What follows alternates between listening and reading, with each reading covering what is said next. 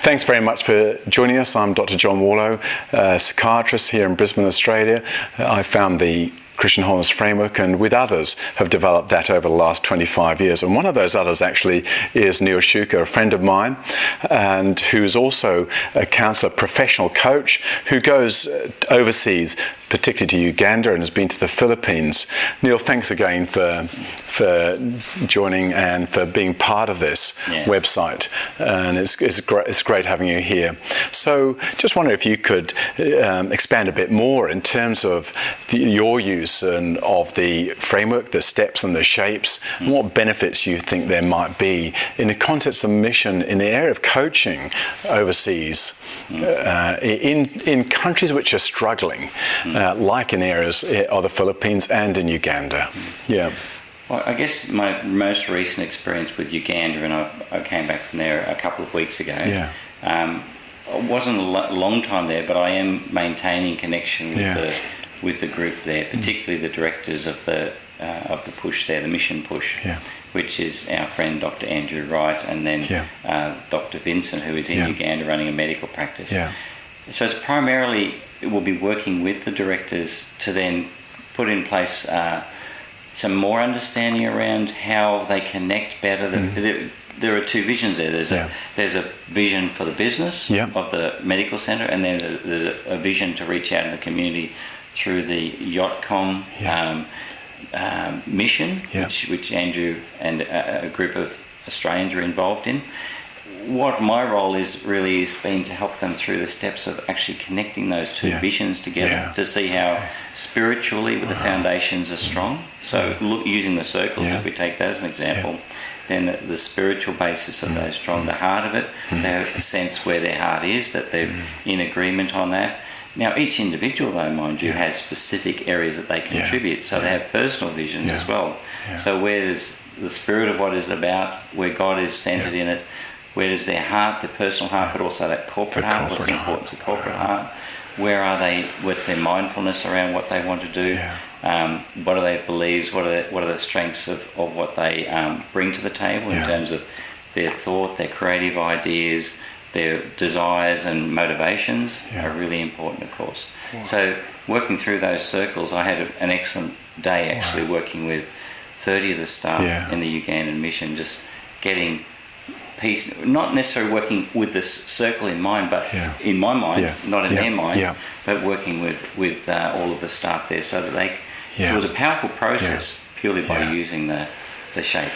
Wow, and do look up Yotcom and also Dr. Andrew Wright in Kitcom, Uganda, a great cause. And Neil, what I really liked about what you said there was the interface between the individual, the circles, as it were, of the individual, but also the circles of the corporate side.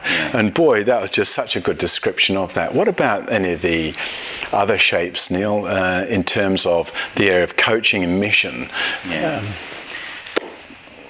I guess with mission, as I said right up front, the cross becomes paramount, and you just can't. You've got to keep coming back to the cross, especially when in mission the biggest struggle is the struggle of the individual that's got this baby that they're carrying, their little mission vision, and how do they walk with that, knowing that that's a God thing and not just a them thing.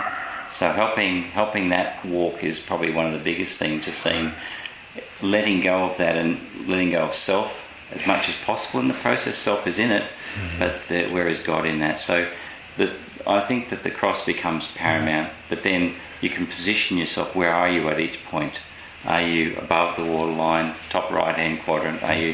Where are you at each point individually, but also corporately as well? I mean, that's just such a great description of the role of the cross and the importance of the cross as well, which indeed sits in that central circle of the Spirit and thus radiates out. And then in their functioning, and again, I love the way you're sort of bringing in the individual and the corporate to be able to locate themselves in their functioning in the square, whether they're functioning well in certain parts, not so well, God-centered, self-centered. I just love it.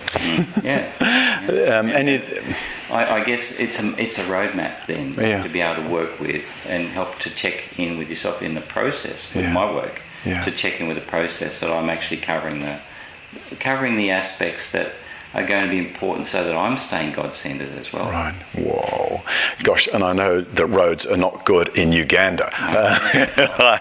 Some of the I saw you with a picture on a motorbike there, and but indeed a road map with both the circles and with the cross and the square in terms of where are you? Where are they in God? And I certainly know with Dr. Andrew Wright, his passion is that it's a God-centered place where there is. I really love his view of the heart of Yotcombe and there at Kitcombe, which is relational, resourced and self-reliant. The love, the truth, the control sectors, and I think he's just really hit the jackpot in those areas. And I think it's just fantastic that you've gone there. Yeah. The aspect of self-reliance is an interesting one, because I think that's where the power of the model, because that's where the growth happens for the individual. So that's where a lot of the coaching can happen, is to help them to realise that they have it within, they have the ability themselves, but they have to actually source God, understand self, make all the connections and understandings that become powerful for them as individuals, which are powerful for us if we use them.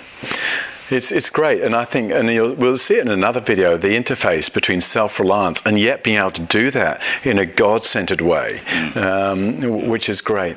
Any last comments maybe in terms of the other shapes, which, like the triangle, we've already the pyramid, I guess those are the other two ones, aren't they? Or the steps. The pyramid particularly becomes critical, but at the end of the process. But of course, the beginning of the process, the triangle is where you really have to start, is how is the individual connected to others in that ministry, and is the ministry under God's coverage? Wow. The worst person that you're working with, rather, if they're connected and you're connected to God, then there's a strength. And that was something that became a critical emphasis in my workshop with the Ugandan staff in Kitcombe.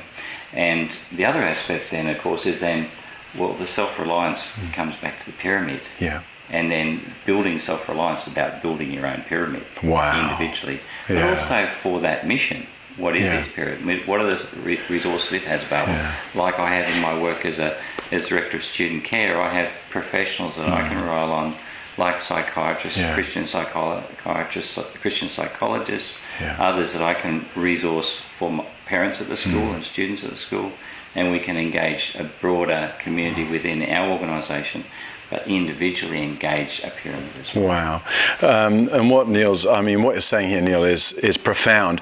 And I really love the way you're saying how that at the beginning there is that the importance of that triangle and the importance of connection, and you're bringing again those two nearly opposites of self-reliance and yet within a pyramid. I like that. That's crazy, because it can be self-reliance, yet we can still be God-centered. We're talking about different selves here. Death to self-centeredness, but very much that we are people who have been given an identity. And recognise our place under God and our connection to community, where we fit into our community. And we have to be responsible for making that and to be self-reliant in making those connections that are important for us. Yeah. Neil, you're good. And I really look forward to having Neil again on the web. Thanks very much, Neil, for coming for this time. And I know there's a lot happening for you right at this moment, and really appreciate it. And just looking at it from a coaching perspective, and would love to really elaborate more, in fact, just in general coaching issues with you for the web, because that's certainly an area where the framework can speak to. So thanks for joining us. Thanks, Neil, very much. It's been fantastic. Good on you. Thank you.